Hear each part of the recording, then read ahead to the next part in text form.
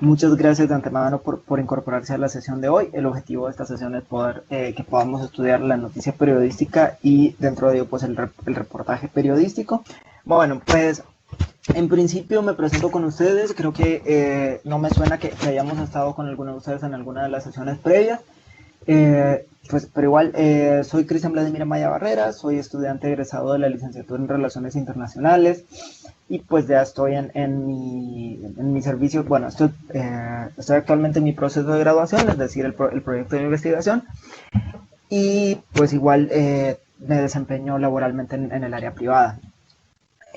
La agenda del día de hoy básicamente se compone de 6 puntos grandes, que son la noticia, el reportaje periodístico, el reportaje, la finalidad de los textos publicitarios, características de los textos publicitarios, y los rasgos lingüísticos de los textos publicitarios.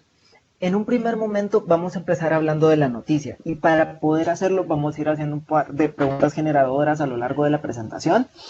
Entonces me gustaría iniciar escuchándolos un poquito y que podamos platicar qué es una noticia. Esa es como la primera pregunta que me gustaría hacer para ustedes para poder iniciar con la sesión de hoy. ¿Qué es una noticia?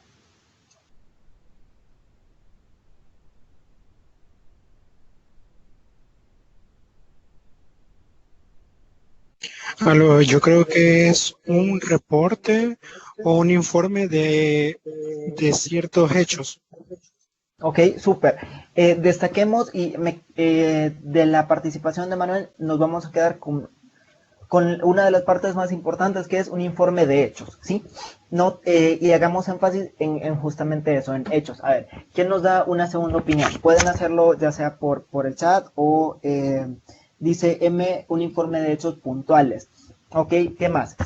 ¿Qué más podemos decir de una noticia? Pueden hacerlo, puedan habilitar su micrófono o lo pueden hacer a través del chat, como se sientan más cómodos.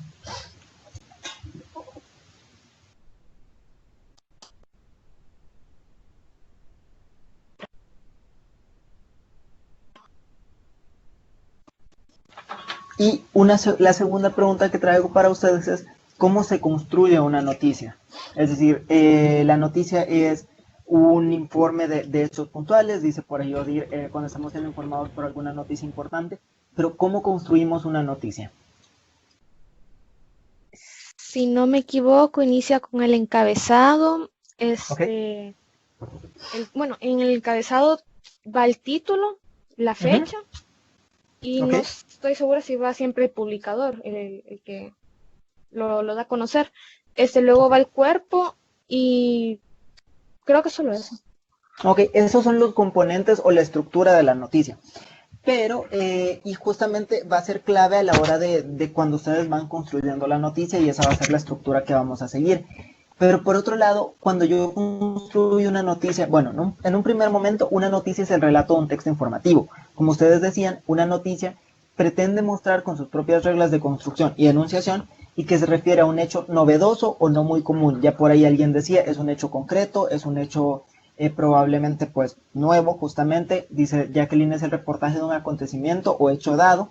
Es decir, es un hecho novedoso, no muy común, y que tiene relación con otros hechos típicos o atípicos.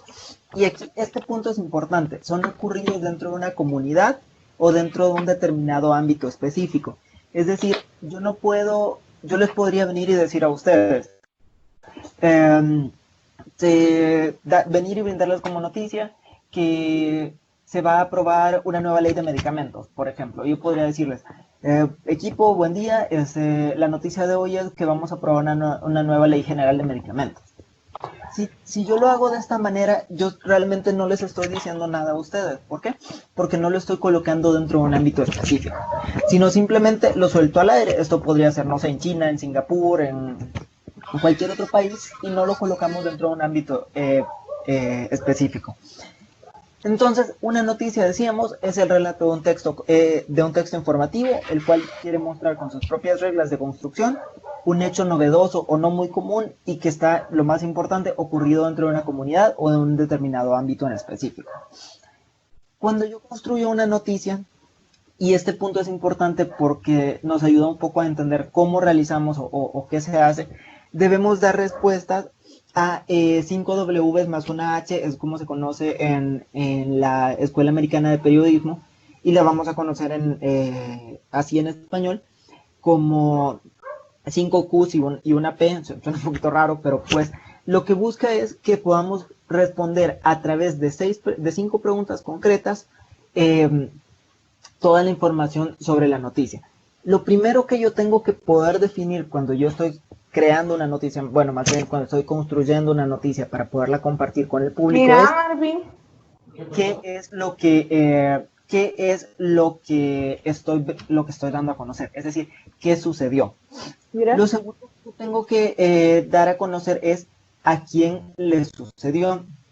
Es decir, este hecho sucede dentro de qué espacio, a qué persona en específico. ¿Para qué? Para que podamos tener mayor claridad de quiénes son los actores o quiénes son los protagonistas de la noticia que se está desarrollando. Luego 3, necesitamos saber cómo sucedió. Es decir, esto sucedió, y aquí vamos a buscar un poquito de los detalles o los pormenores específicos del proceso que vivió esta noticia, ¿no? Luego vamos a hablar un poquito de cuándo, es decir, en qué momento se dio. Esto se dio ayer, se dio hoy por la mañana, o en qué momento en específico se da la noticia. Y obviamente aquí hay un elemento clave y es cómo el cuándo se vincula con el hecho de que sea o no un suceso novedoso, ¿no? Y por último, ¿por qué sucede? Aquí este es un elemento que es clave dentro de la gestión de las noticias, y es que podamos tener dentro de ello, muchas veces nos limitamos, el proceso se limita a explicar exclusivamente qué pasó, a quién le pasó, cómo pasó y cuándo, pero aquí es importante que el periodista o el redactor tenga claro por qué sucedió, o que busque, si no, entender por qué sucedió. Una vez hemos construido estos 5 elementos, ustedes ya tienen todo el material, o hemos recabado todos estos elementos más bien, ustedes ya tienen todo el material para poder empezar a generar una noticia. Entonces, acá, ¿qué hago? Respondo, ¿qué sucedió? Bueno, en el ejemplo que decíamos hace un ratito, se aprobó una nueva ley de medicamentos. ¿Quién la aprobó? Bueno, la aprobó el Congreso. ¿Cómo se aprobó? Se aprobó a través de un proceso de negociación y de una evaluación técnica, etcétera, etcétera. ¿Cuándo? Se aprobó el día de hoy. ¿Por qué? Porque existía la necesidad de poder regular los precios de los medicamentos, regular la calidad y pues para poder dar mejor entendimiento. Uno de los elementos que se agregarán también será dónde, y como decíamos, para poderlo marcar dentro de un espacio temporal concreto, que será dónde, pues en El Salvador, para efectos del ejemplo, ¿no? No sé si hasta este punto tenemos, chicos, alguna duda o comentario, ya sea sobre el concepto de la noticia o sobre cómo construir una noticia.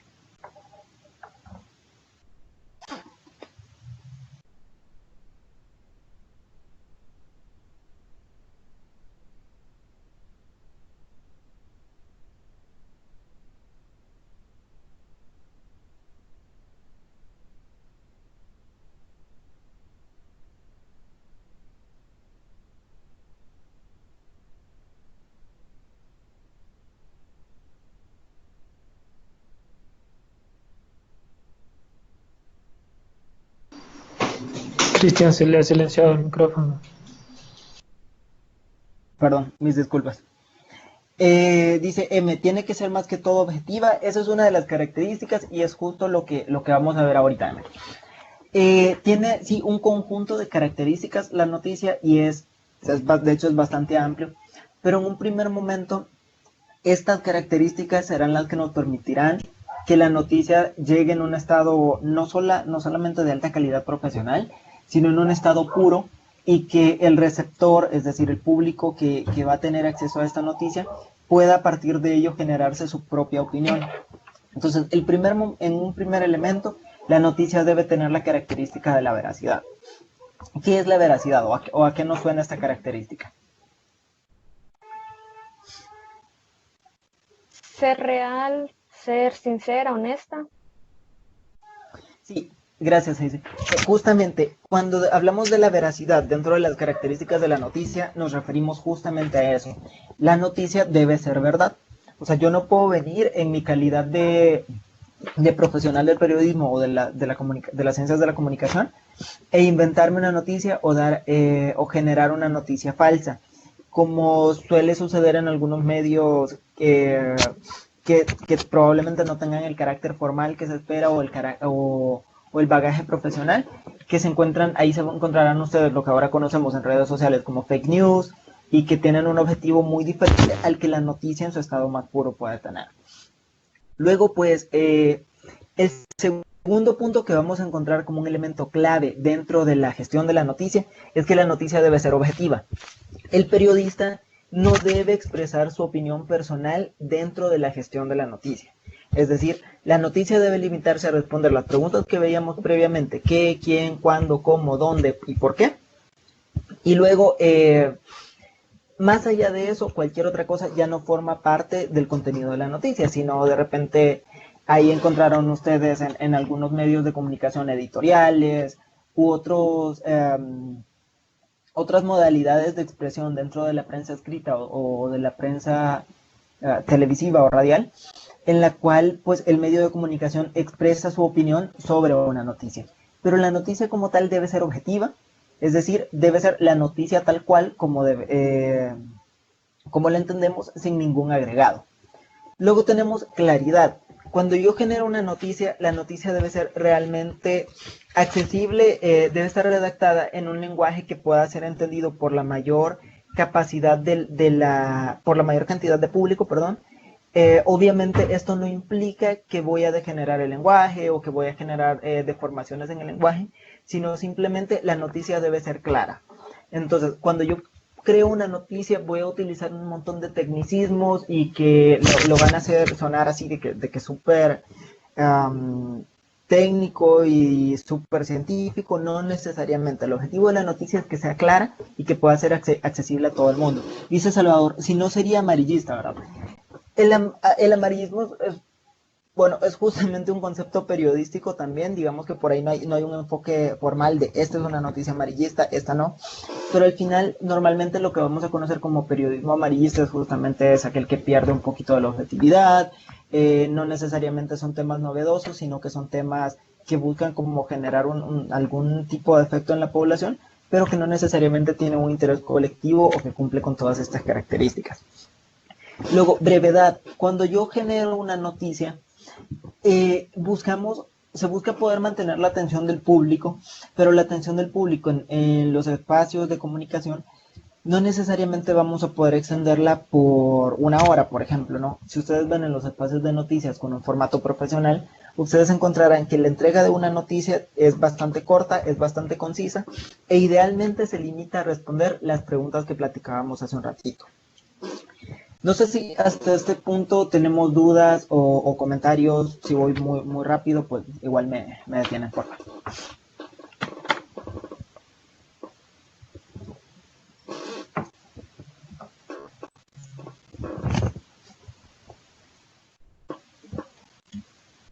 Muy bien. Luego teníamos generalidad. Cuando se generan noticias, lo que me pide el principio no el principio, pues, pero la característica de la generalidad es que esta noticia sea relevante para un segmento de la población amplio. Es decir, idealmente, si yo estoy en un espacio noticioso, yo no debería generar noticias que estén orientadas solamente para un segmento específico y súper pequeñito de la población. Es decir, yo no hago una noticia para 3 personas, sino que hago una noticia que realmente sea de interés colectivo dentro del espacio en el que estoy comunicándola. De allí que la generalidad también va a estar vinculada en el espacio y el ámbito en el que ustedes están transmitiendo esa noticia. Obviamente, si ustedes transmiten una noticia de carácter económico, por ejemplo, en un ámbito de periodismo económico, pues obviamente está orientado a ese segmento en específico.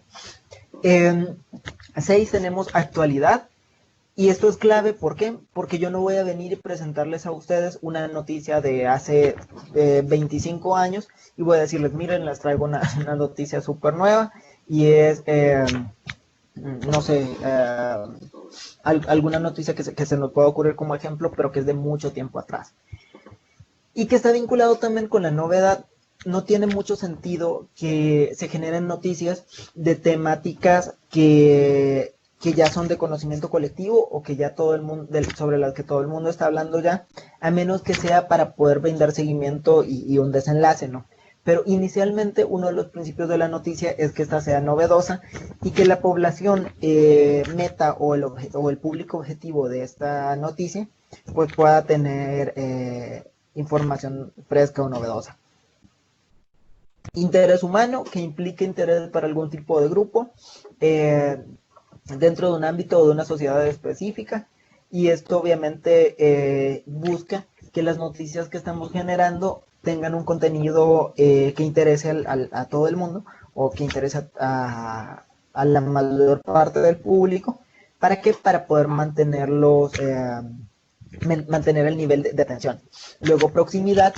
Yo no podría venir y en un carácter como periodista, es muy complicado que yo venga y a la mayoría de ustedes, que entiendo que son jóvenes y demás, no podría venir y ofrecerles una noticia que sea de un espacio totalmente diferente al ambiente en el que ustedes se desenvuelven, que no responde a sus edades, sino más bien el objetivo de las noticias y de la proximidad dentro de las noticias es que se pueda ofrecer noticias que realmente sean relevantes al público al que estoy buscando llegar, y que sean relevantes a través de la proximidad. Es decir, probablemente, bueno, si ustedes se fijan, cuando ustedes leen el periódico, vamos a tener una sección mucho más amplia de noticias locales en diferentes espacios o diferentes tipos de noticias. Esta financiera, puede ser política, puede ser en algún momento pues, se conoce como la nota roja, que era el tema de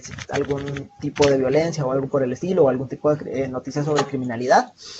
Entonces, y van a encontrar un segmento bastante más pequeño sobre noticias internacionales. ¿Por qué? Porque estas son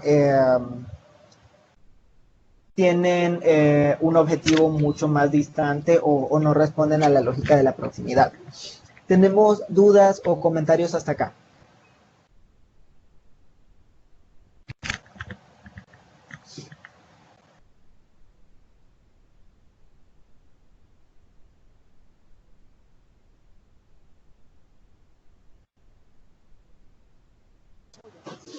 Luego tenemos la prominencia, que es la noticia. Cuando se genera una noticia, esta debe ser realmente relevante para el público que la está leyendo o que la está escuchando o viéndola, dependiendo del canal que sea a través del que se esté comunicando. Y debe ser importante para la gente, debe ser importante por sobre otras noticias. Obviamente esto tiene mucho que ver con el enfoque. Consecuencia, si la noticia que yo estoy presentando tiene una consecuencia concreta sobre un grupo social, es importante que esta se transmita dentro de la noticia.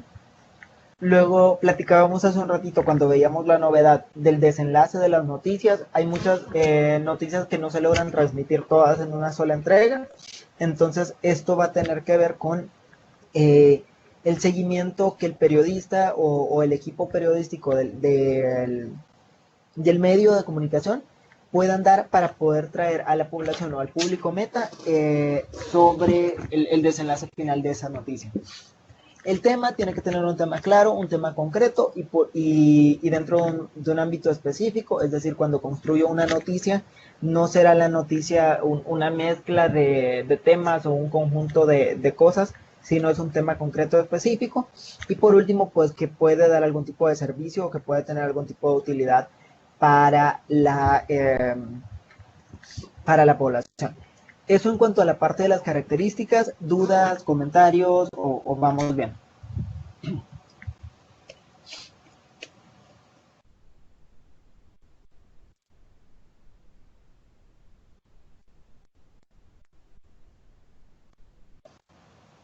Bueno, me muevo un poquito más adelante y decíamos también que si quisiéramos resumirlo en 4 o 5 puntos, en un primer lugar, la noticia es, uno, es un relato de un acontecimiento de la actualidad. 2, despierta el interés del público. 3, deberá ser relatada con la mayor objetividad y veracidad posible, tal como se ha producido el acontecimiento. Y 4, debe ser recibida por el lector sin ningún tipo de valoración personal. Si ustedes se fijan, todas las características que veíamos previamente se resumen en esos 4 elementos, que es un acontecimiento de la actualidad. Ahí vemos el tema de la novedad, vemos el tema justamente de la actualidad. Despierta el interés del público, ahí vamos a ver prominencia, proximidad. Luego, debe ser relatada con la mayor objetividad y veracidad posible, tal como se ha producido el acontecimiento. Y por último, pues debe ser recibida sin ningún tipo de valoración personal. Ahora sí nos movemos un poco a los elementos que construyen la noticia. Y por ahí creo que los comentaba, creo que Hazel hace un ratito. Y decíamos, en primer lugar tenemos en una noticia, y esto es una noticia de prensa escrita, obviamente, tenemos el epígrafe o antetítulo. Esto es está justamente sobre el título y lo que busca es podernos presentar un panorama muy amplio de lo que se va a tratar la noticia. Para efectos de este ejemplo, ustedes pueden ver que nos dice hallazgo histórico. Entonces ya sabemos que todo el contenido de la noticia va a tratarse sobre un hallazgo histórico. En este punto no sabemos dónde, no sabemos qué, no sabemos dónde, no sabemos cuándo, no sabemos por qué. Y el resto de las características, sin embargo, ya sabemos el qué, que es un hallazgo histórico. Luego tenemos el titular. El titular es el tema específico que vamos a estar tratando o la noticia en concreto, de forma resumida, que es descubren ciudad más antigua de Europa. Luego tenemos la bajada o subtítulo, que son algunos otros detalles adicionales, detalles clave dentro de la noticia, y que pueden darle al lector como ese hook o ese gancho para que lo que busca justamente la bajada es ese gancho que pueda vincular al lector con la noticia y que se pueda continuar leyendo. Luego tenemos el lead o la entradilla, y acá esto es pues información genérica ya un poco más detallada sobre el contenido de la noticia. Por ejemplo, acá decimos, un grupo de arqueólogos halló los restos de lo que consideran la ciudad más antigua de Europa, de unos 7000 años de antigüedad, y a los que creen que son los vestigios de los primeros mini-estados de ese continente. Si ustedes se fijan en este apartado en particular, ya se respondieron las 6 preguntas. Sin embargo, si ustedes quieren ir un poquito más a detalle en el contenido de esas preguntas, ya nos movemos al cuerpo de la noticia y ya ahí se tiene como el resto del contenido o lo que se busca que se pueda incluir. ¿Tenemos dudas o comentarios hasta ahorita? Vamos bien.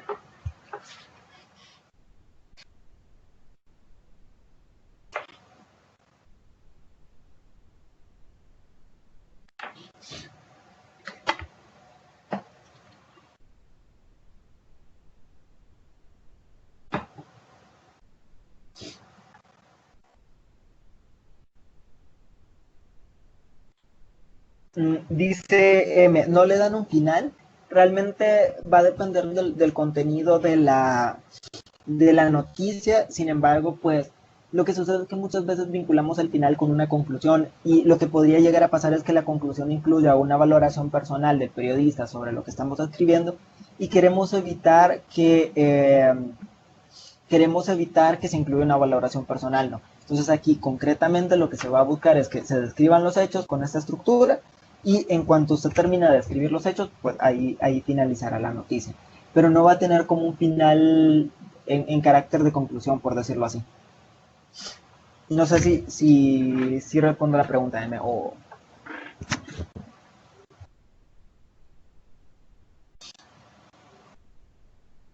Listo. Nos movemos entonces a otras características de la noticia. Bueno, decíamos, base reciente, el hecho que va a contar debe haber sucedido hace poco, de allí que ya por un tema de competencia entre los medios de comunicación y las diferentes entregas, ustedes van a ver que el objetivo de cada medio de comunicación es ser el primero en poder entregar determinada noticia al público. 2, deberá ser trascendental, es decir, debe ser mostrar información importante para la sociedad. Otra característica que se va a encontrar muchas veces es que es paradójica y que contiene una idea que se opone al sentido común. Obviamente esto va a depender del tipo de noticia de la que se esté trabajando. Y por último, que sea estremecedora, es decir, causar sobresalto ante algo imprevisto. Ahí cabe destacar que, por ejemplo, estas últimas 2 características no necesariamente las vamos a encontrar siempre dentro de todas las noticias. Dice Guillermo, ¿qué sucede si la noticia no es verdadera o solo por así decirlo? Es decir, a nivel de... pueden haber como diferentes consecuencias, Guillermo. Sin embargo, y en esa parte pues no soy un experto, pero puede haber, por ejemplo, consecuencias jurídicas o consecuencias legales si de repente la noticia que se está brindando al público tiene algún tipo de beneficio, sobre todo para el emisor. Supóngase que usted como periodista hace circular una noticia falsa para poder obtener un beneficio de esa noticia. Entonces ahí puede haber un tema de fraude, puede estar involucrado un tema de falsedad material e ideológica. Entonces más o menos por ahí va. Obviamente el impacto más grande que se puede tener es el tema de la credibilidad y de la percepción que se tiene sobre este medio de comunicación. Pero sí es muy... Obviamente la respuesta a esa pregunta puede ser bastante subjetiva, porque ustedes de hecho habrán visto que hoy día se volvió muy común con el tema de las redes sociales la extensión de noticias falsas, y en la mayor parte de los casos pues buscan o un tema de publicidad o un tema de obtener algún beneficio personal. Sé que quizá la respuesta por ahí, Guillermo, no es la más clara, pero no sé si da como una ruta de por dónde podría ir la cosa.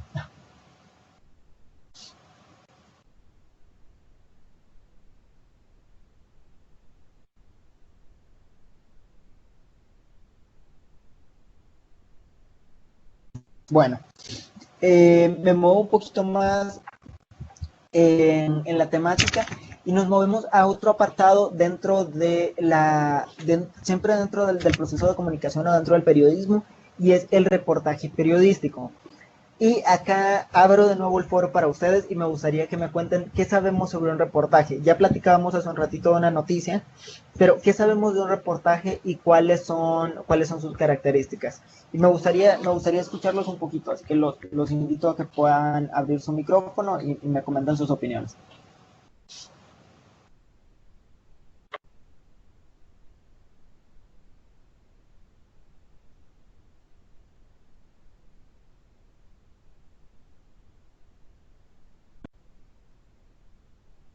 Dice Carla Castellón, ¿es un artículo?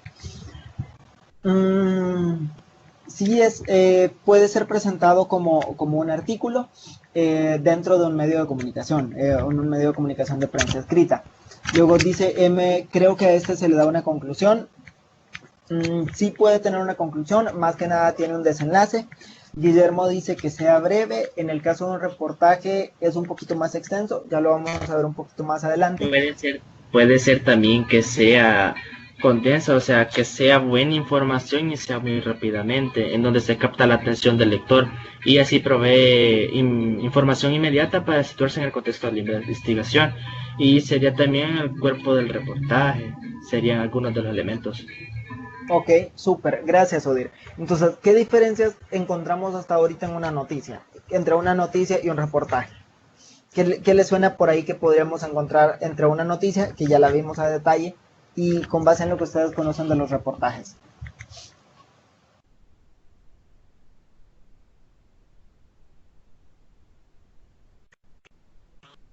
O sea, que podría ser que en la noticia solamente ves ves escrito o lees lo que pasó. En cambio, en un reportaje ves como, tal vez en la mayoría de los casos, ves en vivo, tal vez lo que está pasando, o ves qué pudo haber pasado lo ves con tus propios ojos. Puede ser, no sé. Ok. Un reportaje, gracias Anne-Marie. Un reportaje, en primer lugar, como ya varios de ustedes mencionaban, es un poquito más largo que una noticia. Dice Carla, ¿puede ser que la noticia es algo real y que el reportaje a veces sea algo falso? No, Carla, si buscamos que el reportaje tenga las mismas características de veracidad y objetividad que la noticia. El reportaje es más extenso, sí, y existen varios tipos de reportaje, sí pueden existir diferentes tipos, dependerá mucho de la línea editorial. Entonces, a ver, dice Odir, reportaje puede ser un documental y una noticia contrasta varias fuentes. De hecho, un reportaje sí es un artículo, y creo que esa palabra fue la primera que alguien puso por ahí. Es un artículo, sí, en el que se plasma el resultado de las investigaciones hechas por el periodista sobre un tema de la actualidad. Es decir, en una noticia yo voy como periodista y me dedico exclusivamente a reportar esa noticia en concreto. Veíamos, por ejemplo, decíamos hace un rato, se aprobó una nueva ley de medicamentos en El Salvador. Y ahí teníamos una noticia concreta, y la noticia es el proceso es la aprobación de la ley de medicamentos. Sin embargo, un reportaje me pide que sea un artículo en el que se plasme el resultado de una investigación por el periodista sobre un tema de actualidad. ¿Qué significa? No, el reportaje va a ir más allá de una sola noticia. Y justamente lo que sucede es que el punto de partida del reportaje más bien, es un hecho que constituyó o constituye noticia. Entonces yo puedo venir y decirles, bueno, una de las cosas que vamos a hacer es, vamos a hacer un reportaje sobre la aprobación de la Ley General de Medicamentos, y entonces ustedes como periodistas van a investigar cuál fue el proceso de aprobación, cuál fue el proceso de discusión, el origen, vamos a contrastar con diferentes fuentes sus opiniones, vamos a reunir datos de cómo impacta positivo o negativamente la generación de la ley. Vamos a entender los antecedentes, es decir, cómo funcionaba el sistema de medicamentos en El Salvador antes de la aprobación de la Ley General, por ejemplo. Consecuencias. Y aquí hay un punto importante, y creo que lo mencionaba Odir, si no estoy mal por ahí, y es que decíamos, se buscan analizar o contraponer puntos de vista diversos de diferentes fuentes. En la noticia a mí me interesa nada más expresar el hecho, pero en el reportaje yo busco contraponer puntos de vista, no necesariamente el mío como periodista, pero sí los puntos de vista diversos y concretos de diferentes actores o de diferentes fuentes o involucrados dentro de ese tema que en algún momento se convirtió en una noticia. Vamos a confrontar diferentes interpretaciones, conocer las opiniones de los protagonistas o los testigos de los hechos, y todo con el fin de poder ahondar cuanto sea posible en el problema objeto del reportaje. La idea es que acá ustedes, cuando construyen un reportaje, puedan dar una visión mucho más amplia y de todas las facetas dentro de este reportaje. Entonces, sí, el punto de partida, y por aquí un poco con lo que preguntaba Carla. Por tanto, en un reportaje, el punto de partida es un hecho que constituyó noticia. Entonces, obviamente vamos a esperar que el reportaje contenga la misma calidad y las mismas características en tema de veracidad, de actualidad y objetividad que tendríamos en una noticia individual. ¿Tenemos dudas o comentarios hasta acá?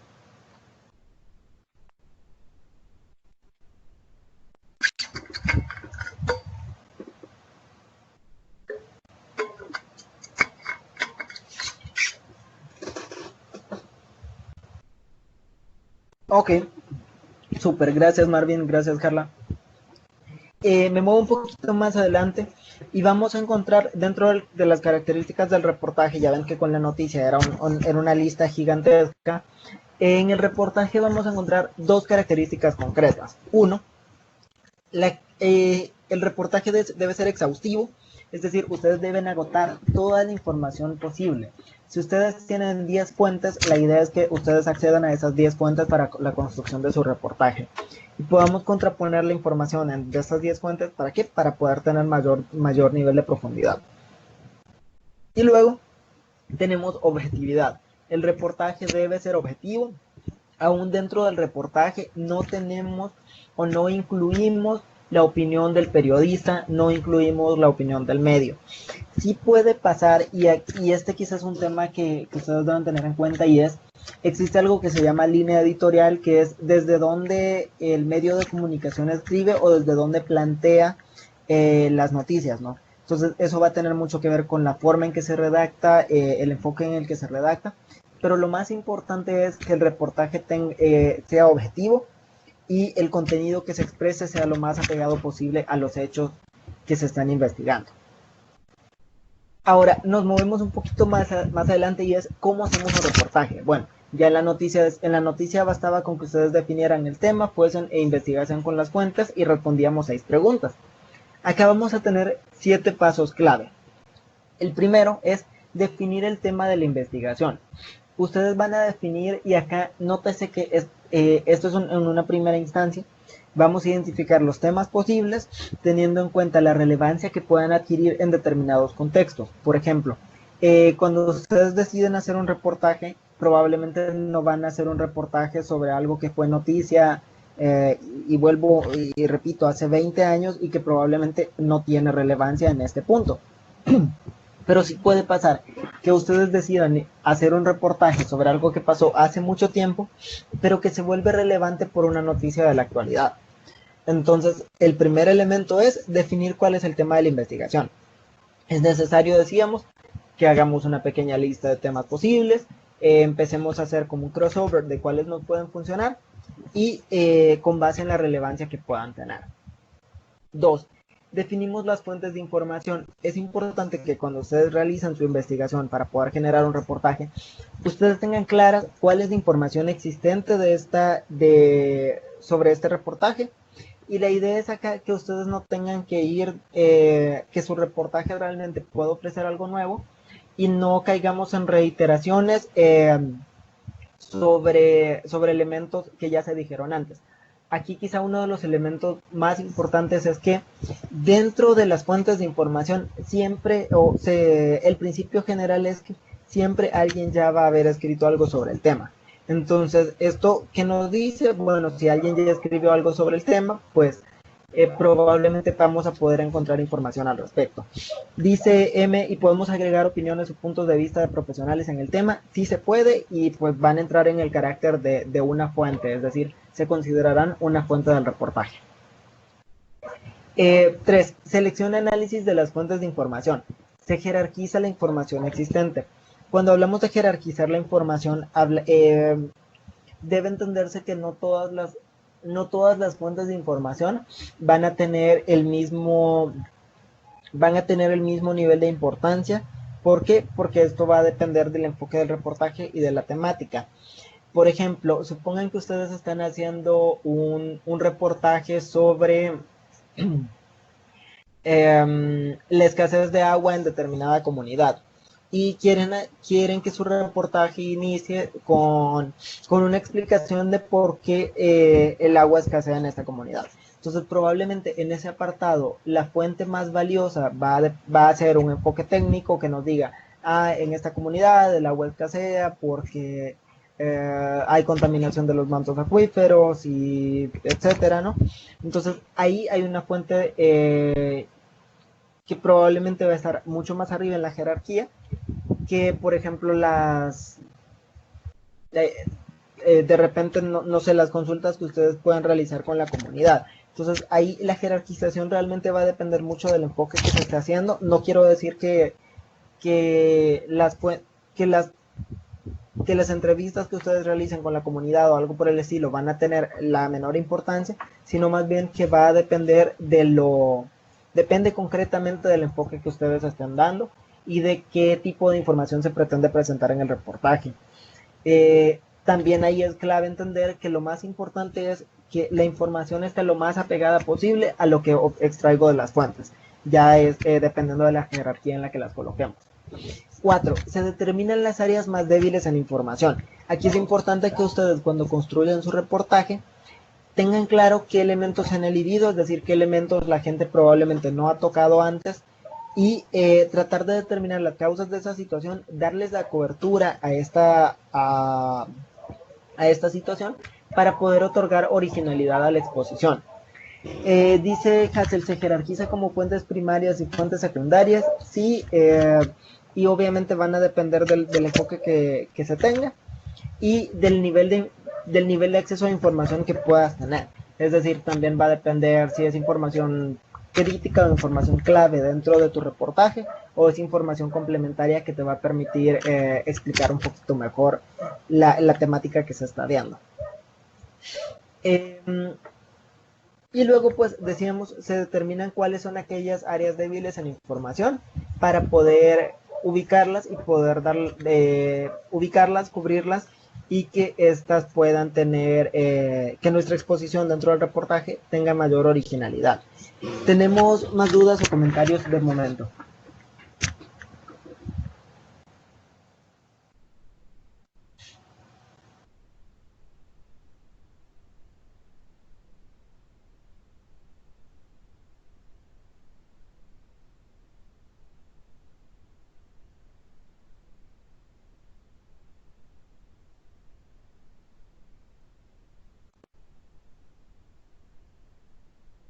bien. Luego, 5. Selección de entrevistados. Se eligen los entrevistados, esto depende a partir de la información seleccionada. Se realiza una lista de los posibles entrevistados, privilegiando a aquellos que te puedan entregar una información de mejor calidad. Esto justamente va vinculado con la pregunta de Castle y es, yo selecciono mis entrevistados, obviamente tengo mis fuentes principales, que son aquellas que pueden entregarme información de mejor calidad, más completa, más objetiva, más veraz. Y luego pues pasamos tal cual a la planificación, estructuración y redacción. O sea, ustedes hacen todo su proceso investigativo previamente, definen cuáles son las fuentes, jerarquizan a las fuentes y ya luego sí pasamos a la parte de planificación, estructura y redacción. Se estructura una propuesta argumentativa para darle dirección al reportaje, es decir, planteo cuáles son las líneas concretas que voy a redactar, cuál es el enfoque. Y luego, entonces, ahí sí empezamos a escribir, ya siguiendo la estructura prevista, insertando la información entregada por los entrevistados. De repente, en el ejemplo que mencionábamos de la escasez de agua en la comunidad X, lo primero que voy a tener es las causas de la escasez de agua. Luego voy a tener la cantidad de familias afectadas, cómo les afecta, si tienen algún tipo de consecuencia adicional, si se tiene, por ejemplo, algún análisis técnico del impacto, si se tiene algún tipo de plan de acción desde el gobierno local, etcétera. Entonces, ustedes hacen como ese punteo y luego vamos rellenando ya con el contenido. Dice Marvin, a ver, es como en las noticias, ¿no? Que creo que son dos partes la pregunta. Que primero va lo importante, luego va lo demás como espectáculos o deportes. Más bien, quizá ahí el tema es que esos son diferentes elementos o diferentes noticias para diferentes segmentos. Pero en este caso en particular, Marvin, lo que buscamos es definir, usted define la temática y dentro de esa temática usted hace como una especie de punteo de, estos son como los puntos claves que voy a rellenar y ahí sí, cómo se organizan estos puntos claves o esta estructura, sí va a depender mucho del enfoque que se le quiera dar, porque cómo usted organiza la estructura o cómo usted organiza la dirección o el elemento argumentativo va a definir la hoja de ruta que tiene su reportaje, ¿no? Y luego ya usted empieza a rellenar, ¿no? Ok, entonces el primer tema que veíamos es las causas de la escasez de agua. Y entonces ya redactamos y desarrollamos el análisis técnico que nos presentaron sobre el agua, por ejemplo, ¿no? Dice Guillermo, si en un dado caso hablo de un problema que pasó hace años y no hay, o ya no están las personas que vivieron acerca de lo que hablo, pues esto se debería considerar cuando se establecen las fuentes. Entonces se analiza cuáles son las fuentes a las que se tiene acceso, si existen otro tipo de fuentes, ya sean bibliográficas o de otro carácter.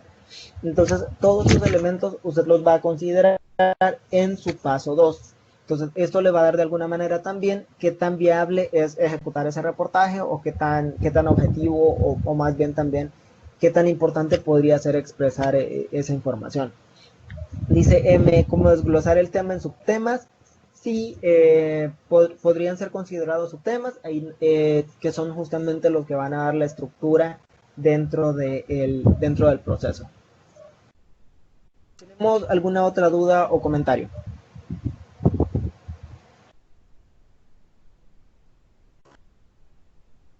Muy bien.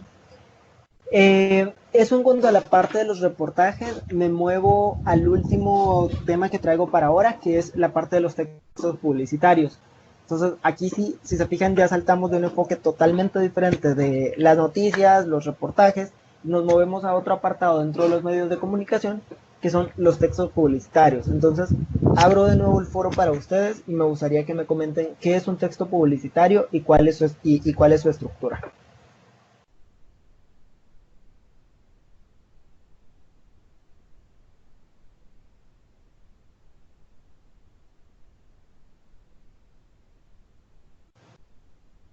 Es como algo que incentiva al público a comprar o adquirir algún producto o servicio. Okay. Solo que no exactamente con imágenes, solo con imágenes, sino que más que todo hay publicidades que solo se limita a lo que son textos. dar promociones y nada más. Ok. Justamente en concreto, ¿es un texto o es un proceso comunicacional, pues, que se establece para poder promover una marca, un servicio y que pueda ser adquirido o consumido por el público, ¿no? Eh, ¿Cuál es su estructura? Bueno, la vamos a ver un poquito más adelante, pero ¿cuál es la finalidad de los textos publicitarios? Bueno, la finalidad básica del mensaje publicitario es la persuasión, es decir, el discurso emplea dos tipos de información y aquí sí, si ven, está súper vinculado con lo que ustedes mencionan, que es un texto que busca promover o que busca brindar información específica con un objetivo específico, que es persuadir al consumidor de adquirir algo, ¿no? Entonces va a tener dos caracteres diferentes. La primera puede ser denotativa, es decir, nos informa del objeto que se pretende vender, nos muestran sus cualidades y se invita a un acto de compra posterior. Yo puedo venir y decirles, bueno, les vendo, no sé, este celular, tiene determinadas características, tiene ciertas funcionalidades específicas y pues lo estoy vendiendo y se los estoy dando en $150. Y ustedes pueden decidir comprarlo o no. Pero en qué medida encontramos este tipo de publicidad? En la mayor parte de los casos vamos a encontrar más bien publicidad de carácter connotativa, que es, se reflejan pautas de conducta, se asocia el producto con determinados comportamientos, modas, conceptos de belleza o estilo. Y, por ejemplo, ustedes recordarán hace algunos años que existía, por ejemplo, una marca de mochilas que decía, que si tú no tienes, o era la marca de mochilas, la marca de la gente cool. Entonces ya decías, si yo quiero ser cool, yo quiero estar a la moda, yo tengo que tener esta mochila en específica. O habrán visto, por ejemplo, más recientemente, una marca de desodorantes que dice,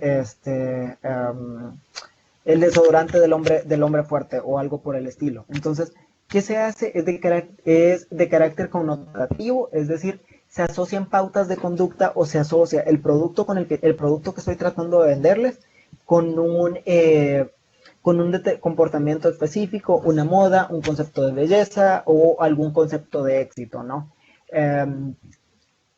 O incluso, por ejemplo, cuando ustedes ven que dicen, este carro es para llegar más lejos, o este carro, un carro que se vincula o que se asocia con el éxito de la persona que lo adquiere, ¿no? Entonces, vamos a tener, decíamos, principalmente dos tipos. Denotativa, me informa del producto, me informa sus características y me invita a comprarlo. Y por otro lado tenemos connotativa, que se asocia con una pauta de conducta o con algún tipo de, con una pauta, pues, ya sea de comportamiento, una pauta de belleza, una pauta de éxito o alguna moda en específico. ¿Tenemos alguna duda o comentario con estos dos elementos?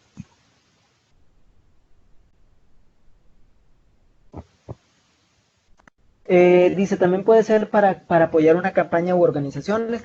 Sí, la publicidad al final, digamos, el objetivo último de la publicidad es la persuasión de la persona que lo recibe. Entonces, si por ejemplo usted quiere persuadir a alguien que apoye para una organización o para algún servicio en específico, pues igual es publicidad y el enfoque pues puede ser denotativo o connotativo, dependiendo de cómo usted quiera hacerlo, pero al final el objetivo es el mismo, es persuadir. Y de allí van a ver que tenemos eslóganes que están construidos con formas lingüísticas específicas y que están asociadas o que están orientadas a persuadir. Dice Guillermo, en algunos casos presentan lo más importante del producto para que el consumidor vea las novedades acerca del producto. Sí, justamente, y en esos casos cuando tenemos como información sobre las cualidades o las características, es de carácter denotativo. Otras características importantes de los textos publicitarios. El receptor del texto publicitario es un receptor colectivo, es decir, cuando yo voy y ofrezco un producto o oferto un producto, el objetivo es que llegue a la mayor parte de público posible. El emisor puede ser una sola persona, como si lo hago yo, ¿no? O puede ser una empresa, de allí que ustedes vean, determinada empresa, por ejemplo Coca-Cola, ustedes nunca llegan a ver quién es la persona detrás de la empresa que está haciendo el mensaje hacia ustedes, pero ven que Coca-Cola se asocia a determinadas pautas y llega a la mayor cantidad de personas posibles. 2. Utiliza diferentes registros idiomáticos y esto va a depender según el tipo de receptor, niños, adultos, jóvenes, así cualquier texto publicitario debe estar adaptado al público al que va destinado. De allí que, por ejemplo, si ustedes ven publicidad de zapatos para adultos, por ejemplo, para señores, probablemente el mensaje va a ser un poquito diferente. El registro idiomático, es decir, las expresiones que se utilizan van a ser de carácter más formal, quizá un poquito más serias. Y luego, cuando están orientadas hacia jóvenes, vamos a tener extranjerismos, vamos a tener utilización de algunos términos que probablemente hemos popularizado dentro de las redes sociales, o entre otros como elementos que se asocian o que se vinculan con el tipo de público al que estoy haciendo llegar, haciendo llegar mi producto. Dice Guillermo, en muchos casos presenta la famosa publicidad engañosa, sí, y que obviamente pues también va a estar vinculada con el objetivo de la publicidad, que en muchos casos, pues, en todos los casos va a ser que usted adquiera un bien o servicio. Luego, la función. Se emplea el lenguaje en una función apelativo-connativa, es decir, apelativos cuando yo invito a ustedes a que puedan adquirir un producto y a través de apelar a algún tipo. Tengo una pregunta. Adelante. Cuando uno quiere empezar a lanzar su producto, o sea, no solamente con los textos publicitarios, sino que tiene que tener un fin para que su producto destaque. O sea, ¿qué tendría que tener en sí ese producto para destacarse? Vaya, por ejemplo, así como las cosas de uso personal, digo yo. O sea, se les hace unos textos publicitarios y ahí ve donde la gente los necesita o no los necesita. Es que lo más importante es, y estoy como viéndolo más desde una perspectiva del mercadeo, ¿no? En primer lugar, es importante que usted defina cuál es su población meta. ¿Por qué? Porque el producto que usted está vendiendo debe tener claro hacia quién está orientado.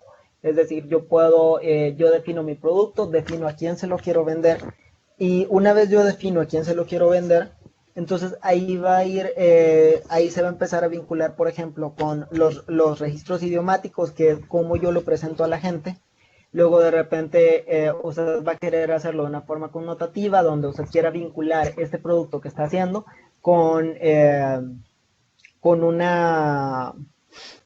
usted quiera vincular este producto que está vendiendo con un tipo de población en específico o con un grupo poblacional en específico.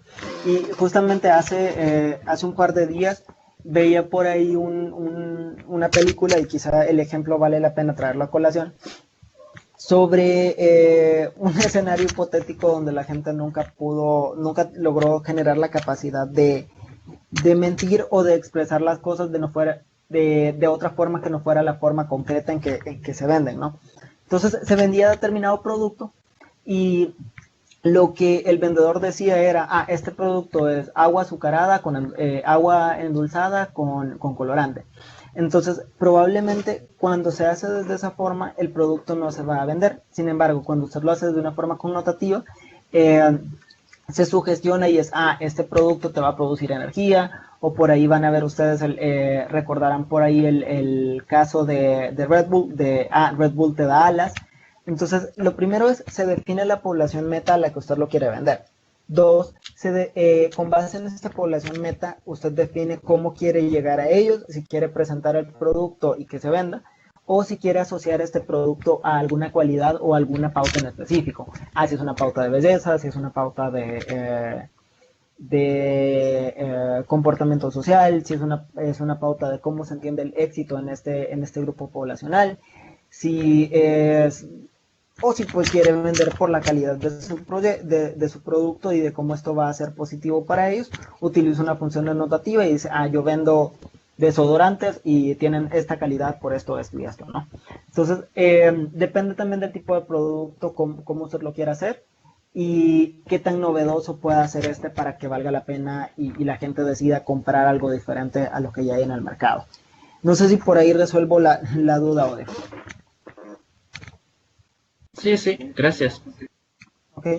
Me muevo un poco a la función. Decíamos, igual puede ser que se quiera captar la atención del receptor y provocar en él una reacción. No obstante, puede ser también funciones como la fática, que eso te limita a brindar los hechos, y sobre todo pues la función poética dentro del contenido, que es un tema de ficción, y creo que algunos de ustedes participaron justamente de esa sesión que tuvimos sobre la función poética, donde vemos ya un universo ficcional en el cual en el texto pues se transmite algo que se busca enmarcar al producto dentro de ello. Vuelvo al ejemplo de Red Bull te da alas, ¿no? Y por último, emplea lenguaje connotativo que busca sugestionar al consumidor, quien asocia el producto con una serie de valores, puede ser juventud, belleza, bienestar, poder, elegancia, etcétera, ¿no? ¿Tenemos alguna otra duda hasta acá?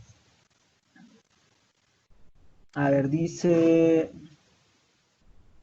En el caso de un producto, muchas empresas tienen su eslogan. En el caso de que mi eslogan sea idéntico al de otra empresa, ¿puede haber problema en este caso? Sí, Guillermo, eso es ilegal. Probablemente el eslogan ya esté registrado en propiedad, ¿cómo se llama? Propiedad intelectual, y usted puede ser acusado de plagio. Entonces no puede haber un eslogan igual que otro. Y dice Carla, sí, porque tiene que ser único, justamente porque hay un tema de propiedad intelectual en esa parte. Otras características de los textos publicitarios es que deben ser breves y concisos. Debemos retener la atención del receptor un tiempo mínimo, suficiente, pero mínimo para no cansar a quien lo recibe. Imagínense ustedes que yo viniese a venderles un celular, y para venderles, vuelvo al ejemplo del celular, este celular yo me tardé 45 minutos explicando cada característica específica, y quizá a ustedes les haya pasado, y creo que a todos nos ha pasado en algún momento, de que alguien nos esté explicando sobre algo que nos quieren vender, y todos al final estamos como, vaya ya, pero que me diga cuánto cuesta, pues, o qué ondas. Justamente hace referencia a eso, y es, debe ser breve y conciso para retener la atención, ya sea un tiempo suficiente para poder llegar al consumidor, pero que no se canse o no exceda el tiempo esperado. Utiliza diferentes códigos, y esto creo que alguien lo mencionaba hace un ratito, y es según el medio de comunicación en el que se va a insertar el anuncio. Es decir, en algunos casos va a ser prensa escrita, en algunos casos va a ser radial, en algunos casos va a ser televisivo. Entonces, si es, por ejemplo, prensa escrita, yo voy a utilizar casi con seguridad imágenes y texto. Aunque también hubo una campaña publicitaria muy exitosa hace algunos años, de una marca muy reconocida, y que solamente tenía imágenes y tenía siluetas, algunos la habrán visto, que era de Coca-Cola, y solamente tenía la silueta de la clásica botella de cristal, y apelaba a que todos conocemos esa botella. No tenía logo, no tenía texto, solamente tenía la silueta de la botella, y todos sabíamos que era de Coca-Cola. Entonces, y si por ejemplo utilizamos televisión, vamos a tener textos, vamos a tener imágenes, y vamos a tener también sonidos involucrados dentro del anuncio. Esto implica pues que se utilicen diferentes códigos dependiendo del medio donde se brinde. Y por último, y esto está vinculado a lo que preguntaba Guillermo, el uso de eslóganes. Están formados por una o más frases breves que impactan y son fáciles de recordar. Vuelvo a los ejemplos que he venido mencionando, y ahí ustedes pueden ver cómo estos se van insertando en el imaginario colectivo de Red Bull te da alas, y todos sabemos que o conocemos que el te da alas estaba asociado a Red Bull. O por ejemplo, a ver, no sé, o sea, pueden existir como diferentes ejemplos justamente de ese tipo de casos. Y luego tenemos, no sé si tenemos dudas o vamos bien, o comentarios hasta esta parte.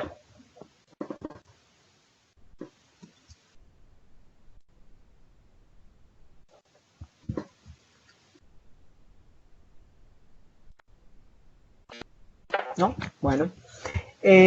Rasgos lingüísticos del lenguaje publicitario, y este quizás es un enfoque más técnico desde el análisis lingüístico de de cómo se comunica la publicidad. En un primer lugar, en los niveles fónico y gráfico. En nivel gráfico abundan las grafías ajenas al español, aún en la creación de marcas españolas. Por ejemplo, si ustedes, todos conocemos, creo, la marca LG. Nadie de nosotros... Una pregunta. Cuando habla de rasgos lingüísticos del lenguaje, ¿está hablando de cuando hay que viene producto de otro país importados?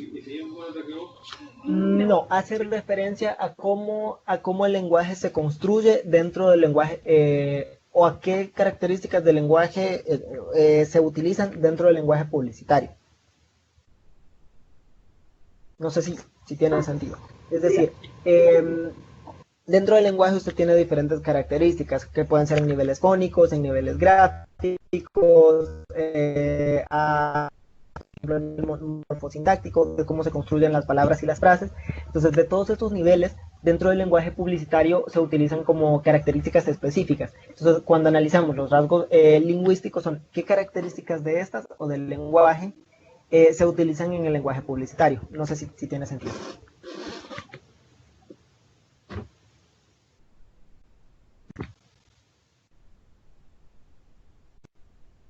Odir.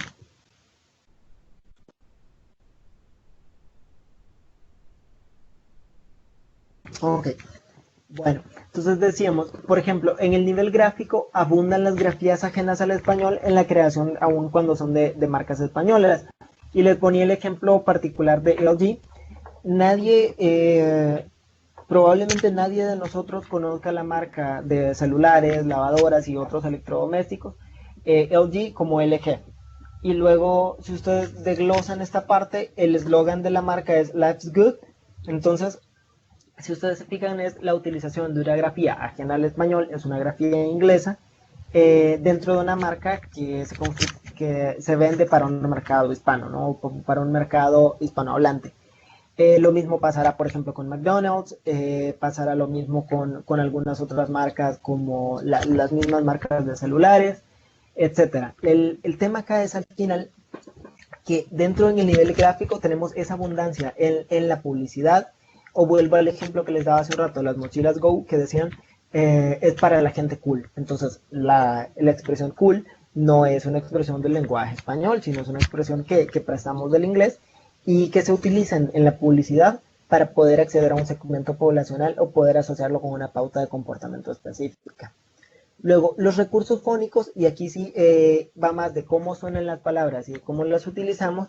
Más empleados eran la rima, la aliteración, la paronomasia o empleo de palabras fonéticamente parecidas y la onomatopeya. Y ahorita más adelante vamos a ver un par de ejemplos. El punto o la coma como signos de puntuación se emplean a menudo para separar el tópico, normalmente del nombre del producto, del resto del enunciado. Por ejemplo, Coca-Cola, coma, la chispa de la vida. Acá ustedes ven que, igual quienes habrán participado en la sesión previa sobre la construcción de oraciones y la oración gramatical, aquí podríamos decir Coca-Cola es la chispa de la vida, pero suena raro, no suena tan práctico como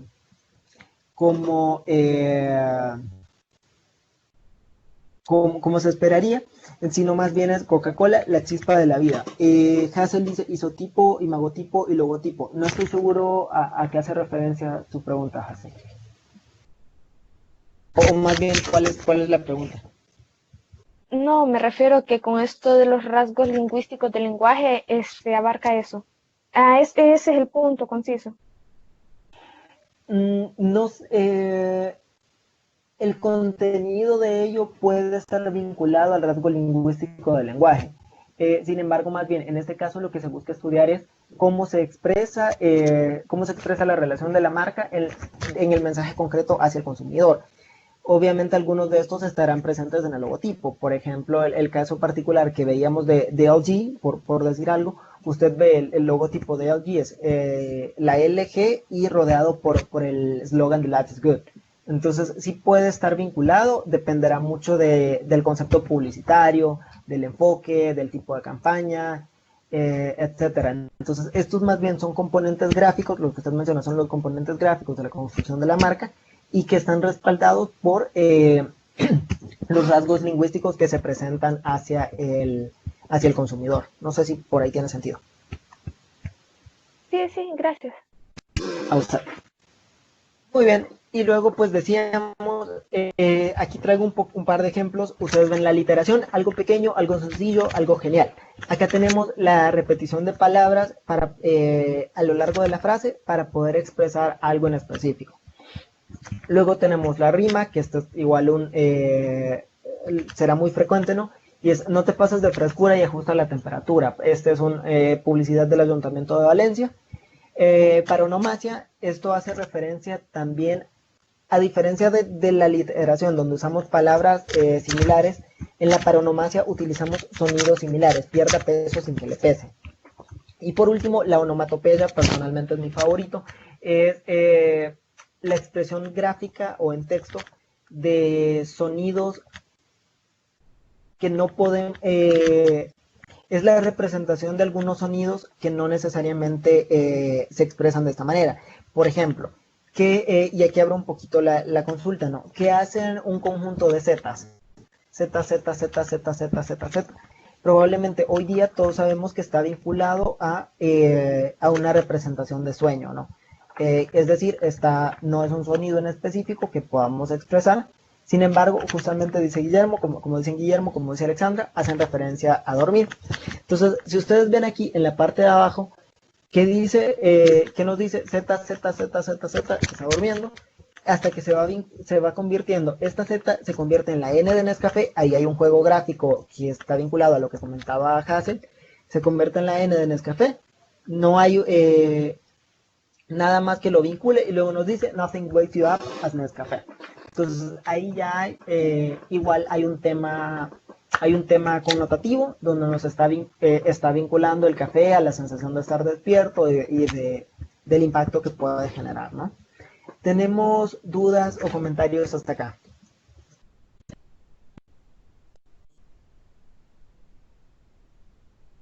¿Cómo harían, o sea, o qué opciones tendrían para crear un logotipo para una empresa? Depende mucho del concepto de la marca y quizá más que de la temática particular o de los elementos que mencionábamos, depende más del enfoque de la marca, depende del público meta y de toda la construcción del perfil que usted le dé a la marca. Entonces, cuando, por ejemplo, si ¿qué quiere? O sea, es decir, ¿qué quiere usted que su logotipo exprese? Y esto está vinculado a psicología del color, a psicología de la imagen, a un tema de semiótica, donde yo con determinados logos o la utilización de determinados colores o determinadas figuras, quiero producir determinada sensación dentro del público. Por ejemplo, usted ve las de la comida rápida. En la gran mayoría, las cadenas de comida rápida utilizan colores rojos, amarillos, porque está científicamente demostrado que esto tiene un efecto psicológico que impulsa a la gente a comer. Entonces, y luego va a encontrar marcas como Apple que buscan demostrar sofisticación, calidad, pureza en el contenido, y van a utilizar muchos blancos o negros que son como más minimalistas porque se quiere ver como un poquito más sofisticado. Entonces, o si usted utiliza, por ejemplo, verdes que están más vinculados a un enfoque natural, a un tema orgánico, a un tema de transparencia. Entonces, sí depende mucho de eso. Hay psicología de colores, hay un tema de cómo las tipografías, es decir, el tipo de letra que usted utiliza, están vinculadas también al efecto que se quiere representar. O sea, es todo un tema, pero sí depende mucho del perfil de su empresa. Muy bien. No sé si tenemos más dudas o me muevo al siguiente punto.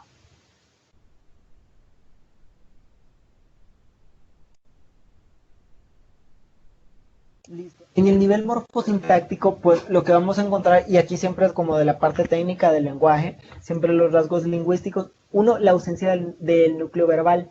Se tiende a hacer elipsis o a eliminar verbos como ser, estar o haber. Y por ejemplo, este ejemplo de acá, yo siempre fiel a mi estilo. En un lenguaje estrictamente formal diríamos, yo siempre soy fiel a mi estilo, es decir, el verbo ser. Sin embargo, para efectos de hacerlo más práctico, digo, yo siempre fiel a mi estilo. Luego tenemos, al ser la función apelativa la dominante en los textos publicitarios, en ellos abundan oraciones imperativas y exhortativas, es decir, donde se ordena o donde se exhorta al público a que haga cierta actividad.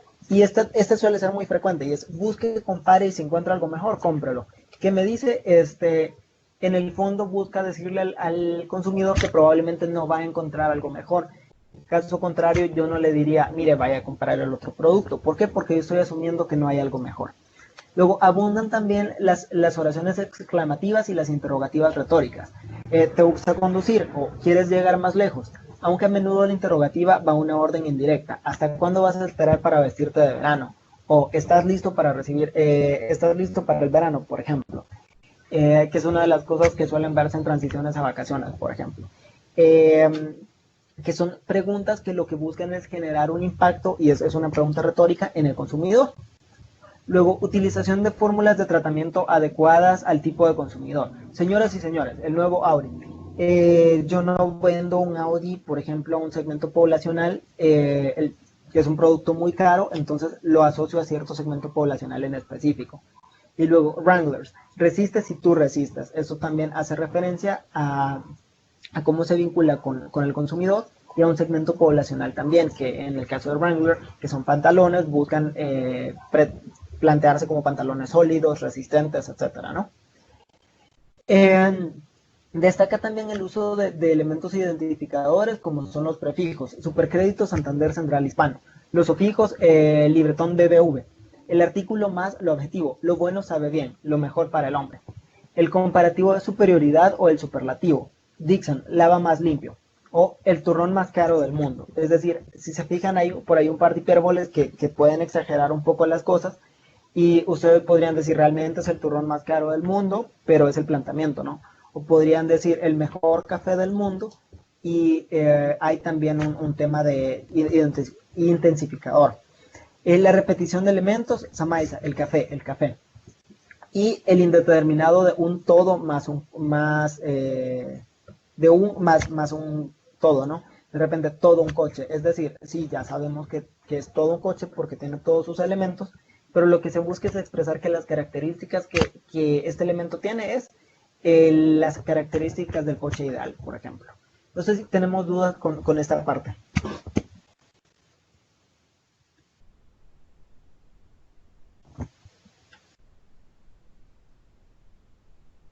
Muy bien, nivel léxico-semántico.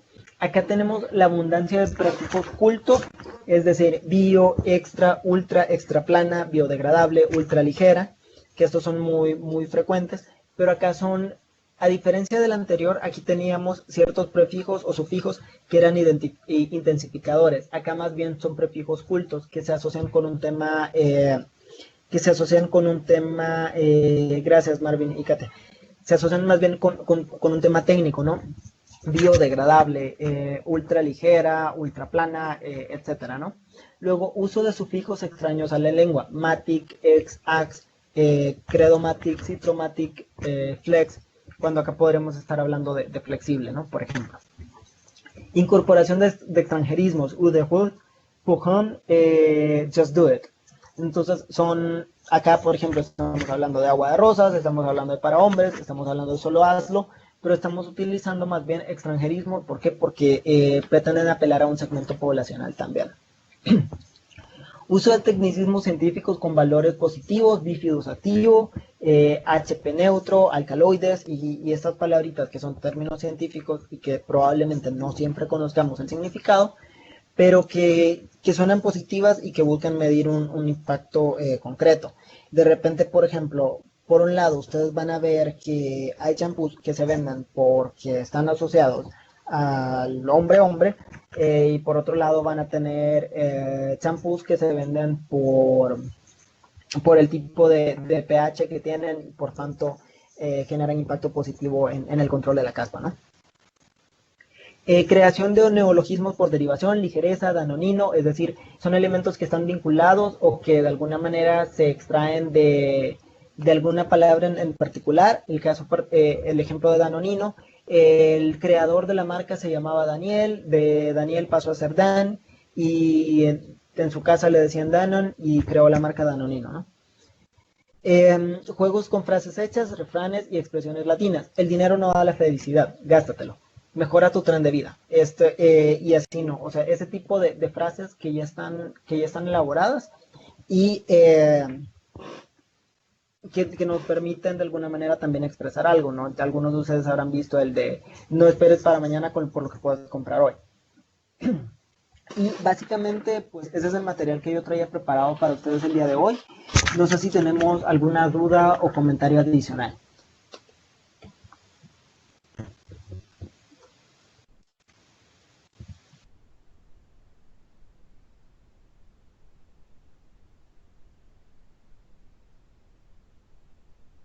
Muy bien.